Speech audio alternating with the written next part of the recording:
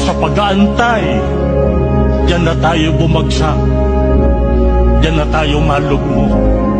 Masabi nyo lang sa Kanya, Ama, hindi kita nakakalimutan. Ikaw ang pinakamahalaga sa buhay ko, sapagkat kaya ako ganito dahil sa iyo.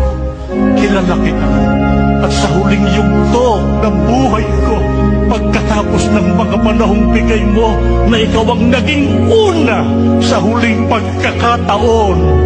Bago ko matulog ng mahimbing, bago ko tuluyang ipikit ang aking mga mata, ikaw na rin ang magiging huli sa puso ko, sa damdamin ko, sa isipan ko. Ikaw ang huling makikilala ko. Alalahanin mo ako sa araw ng pagbabalik ni Jesucristo.